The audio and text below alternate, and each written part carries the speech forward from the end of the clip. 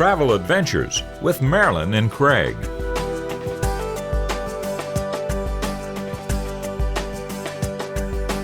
While researching YouTube on places to travel and things to see, we found some interesting sites. But the information about those locations and what to do once you get there was always a little limited. I love to take pictures. And I love shooting video. And we both love to travel. So what could be better than to share our travel adventures on YouTube for those of you that want to learn from our experiences?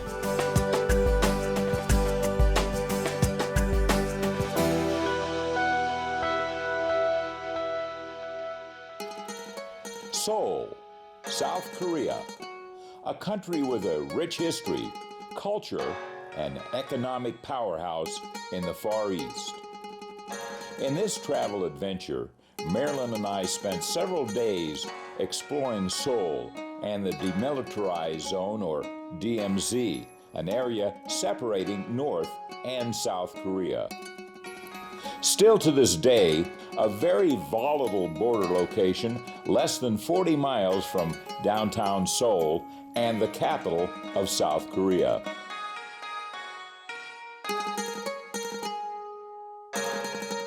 We arrived at the Incheon International Airport and took an eye-opening taxi ride to downtown Seoul, about a 45-minute drive.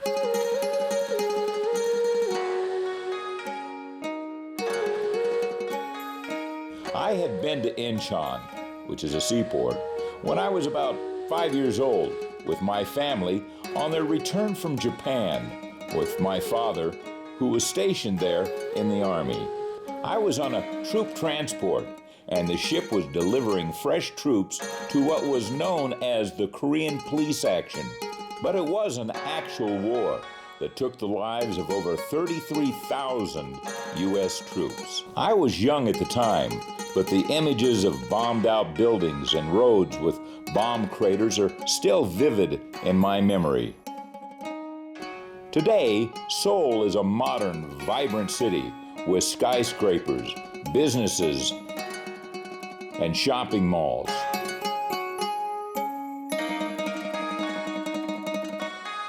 On the next block, you might find outdoor markets, stalls, and ma-and-pa businesses that are thriving. Truly, a contrast in culture. We decided to take a tour of the DMZ. They picked us up bright and early at our downtown hotel and took us for the short drive to the DMZ. The DMZ is still a very active border due to the North Korean threat and their development of nuclear weapons and missiles.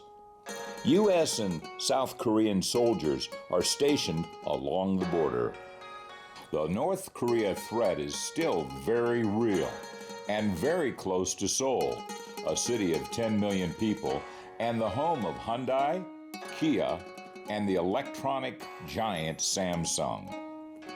After a bus ride through the military defenses and the checkpoints, our first stop was at a park and village, which I cannot pronounce. You give it a try.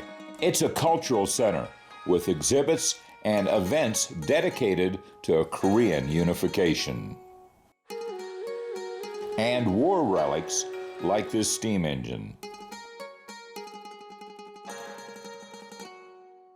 The fences at the park are covered with bright colored ribbons and messages to family members in the North, or in memory of family members who died in the North. After a brief look around the observation deck and a stop at the souvenir shop, we were off to the DMZ's Tourist Information Center.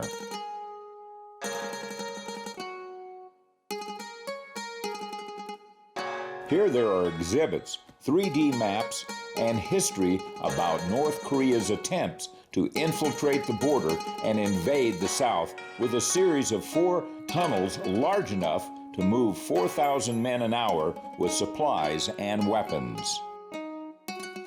Fortunately, these tunnels were detected. The Information Center was built over one of these tunnels. And you can go inside the tunnel and almost all the way into North Korea underground. The final stop on the DMZ tour was the Dora Observatory, an up-close look at the DMZ, the 38th parallel, no man's land, razor wire, and some fortifications. It is on the south side of the 38th parallel, situated on the top of Mount Dora. You can easily see the North Korean flag and bunkers from the Dora Observation Center. This was by far the most interesting and informative part of the tour. On the second day, we were scheduled to go to Panmunjom, the site of the peace talks that took place over 60 years ago. We found out the morning of our tour that it had been canceled. We decided to explore downtown Seoul and the surrounding sites. It turned out to be a fabulous adventure because it was a national holiday, Foundation Day. A day that is celebrated by dressing up in traditional costumes and recognizing national heroes and former leaders. Downtown Seoul has a central area with statues of prominent historical figures. At the end of the mall is the palace.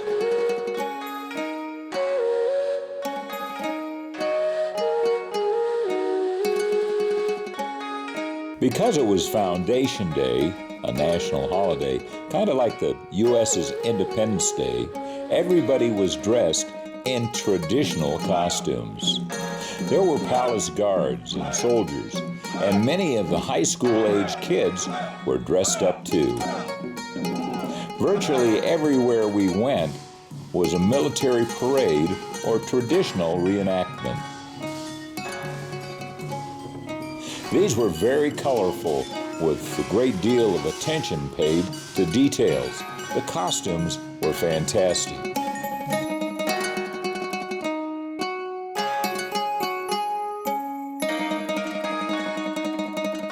Downtown Seoul is rich with history and a thriving city. It rose from an ancient village along the banks of the Hangang River and grew into the city it is today. This is the river now. It has been developed into a pedestrian park with tourist attractions and entertainers. Seoul, Korea is a wonderful city with the best of a modern city and the history of an ancient civilization. Its economy is a contrast with skyscrapers and street markets. The DMZ was informative and frightening all at the same time. This is another contrast, an example of peaceful coexistence. This was one of the best travel adventures that Marilyn and I have ever had. If you are planning to go to Seoul, try to plan it around Foundation Day. But Seoul is a great city to visit at any time, and I'm sure you will not be disappointed. As usual, Marilyn took some pictures, and here are a few.